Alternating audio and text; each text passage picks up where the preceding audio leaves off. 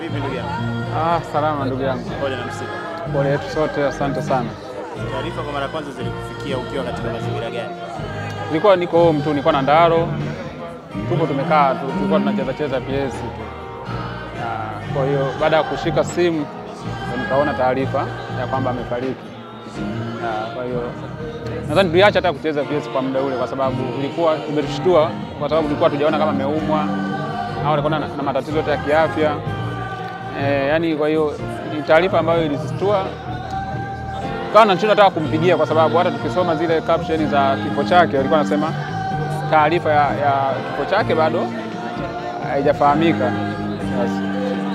Pengine mchango wa Pilipili kwenye karia yako kama mkongwe, lakini pia kama mchekeshaji ambaye anafanya vizuri.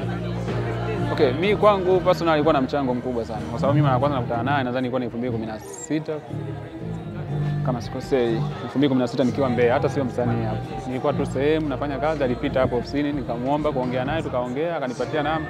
Kwa hiyo tokea kipindi hicho akawa anaongea na mimi. Na yeye kipindi hicho ndo alikuwa ni wa moto sana.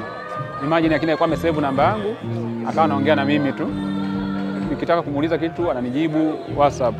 Kwa baada hapo nadhani safari yangu ilipoanza ya kuja Dar, hata nilikuwa nikikutana naye alikuwa anaonesha yani alikuwa anaonesha kurespond. Kwa hiyo mpaka najiunga cheka tu naondoka na kwa watu baki, yeye alikuwa anaona ule ukuaji wangu kwa sababu alinifahamu tokea nikiwa Mbeya. Hata moja ya picha ambazo mimi ya kwanza kupost nikiwa na mtu maarufu nadhani ni yeye yani. Kwa hiyo ni mtu ambaye alikuwa ananifahamu vizuri. Na show yake ya mwisho mimi aliniomba tu niende kufanya. Na mimi nienda kufanya kwa heshima yake tu. Wala sikuhitaji kulipwa chochote, na nilifanya promotion setup mpaka show inakamilika. Yeye mwenyewe alielezea story yangu pale mbele za watu. Tena sio mwaka hivi karibuni tu, kama sio 2024 hivi kama sikosei. Kwa hiyo ni mtu ambaye mimi tulikuwa na nanili moja. Hata show yangu ambayo nilikuwa naifanya mimi ya stand up comedy ya special ambayo nichekesha saa nzima. Yeye ni moja ya watu ambao niwahi kuzunguka naye sehemu mbili kufanya promotion interviews free. Yes. Tumesikia hapa kwenye WhatsApp wake na namna ambavyo watu wamemzungumzia, na hata wewe pia ni shahidi, umekuwa ukimzungumzia kwenye engo nzuri zaidi na wengi wamemzungumzia kwenye engo hiyo. Hii inatoa fundisho gani kwako kama comedian, personality pia na watu wengine? Okay, mimi kwangu kitu ambacho kimetoa somo ni namna ya kuishi na watu vizuri tu. Mimi sio kwamba tu kwa sababu amefariki, lakini mimi kwenye orodha ya wachekeshaji zangu watatu ukiniambia nikutajia ambao wakichekesha na enjoy, nilikuwa namtaja yeye wa kwanza, wa pili Pepe, wa tatu nitamweka Konkara. Hao ndio wachekeshaji ambao mimi nilikuwa nikiamini wao kipanda jukwani mimi na enjoy zaidi. Sio kama nabeza uwezo wa wengine, lakini wao walikuwa wananichekesha zaidi namna ambavyo na MC Pilipili mimi ni miongoni mwa wachekeshaji ambao nimeangalia video zao YouTube sana kuliko na hisi mtu yeyote, kwa sababu nilipokuwa Mbeya wakati naanza kujifunza stand up ilibidi nianze kuangalia show zake, na nilikuwa nikimwambia hilo, na nilikuwa nikifanya interview lazima ni mention. Nadhani hata yeye moja ya interview zake nyingi sana alikuwa akinitolea mfano mimi kama vijana ambao nimekuwa inspired na yeye kwa kile ambacho alikuwa anakifanya. Lakini kingine ambacho amenifundisha ni kuishi vizuri tu na watu. Hakunanga mchekeshaji ambaye alikuwa na uwezo wa kumzungumzia kwa mabaya Pilipili.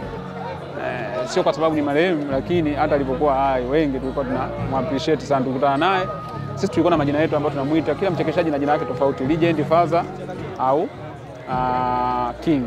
Kwa sisi tulikuwa naamini kama yeye ndo mfalme, kwa sababu yeye alianza ni muda sana kina Dogo Pepe. Inatoa picha gani sasa kwa nyinyi comedian na namna ambavyo mmekuwa mkishirikiana na comedian waliopita na kizazi chenu pia kwa ujumla, watu ambao wamefika hapa, comedian ambao wamefika hapa na ambao hawajafika pia? Okay, mimi nadhani picha inatoa, tunatakiwa tu kuishi kwa upendo yani sisi kama wachekeshaji, kwa sababu hakuna anayejua kesho.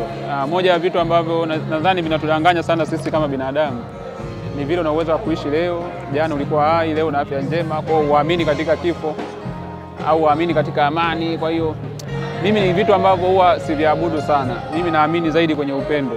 Kwa hiyo mimi kama ni moja ya kitu ambacho ituachie Pilipili ambacho watu tunatakiwa kuishi nacho kama wachekeshaji ni kuishi kwa upendo. Pilipili alikuwa anatoa platform kwa wachekeshaji wengi sana.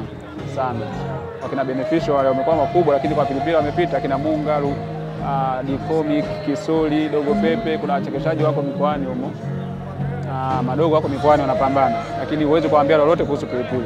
kwa sababu yake andaa show. Hao wasanii wengine wakubwa ni kama walianza kumkataa huku mwishoni, akiwaita kwenye show anachomoa, lakini wale madogo wa mikoani alikuwa anaenda. Kwa hiyo ni mtu ambaye alikuwa na upendo sana. Chochote unachoweza kuzungumza kwa MC Pilipili katika safari yake hii ya mwisho? Mimi ninamwombea tu apumzike mahali pema peponi huko aendako.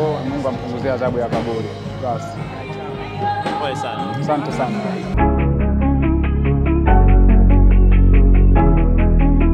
ST Bongo, nyumbani kwanza.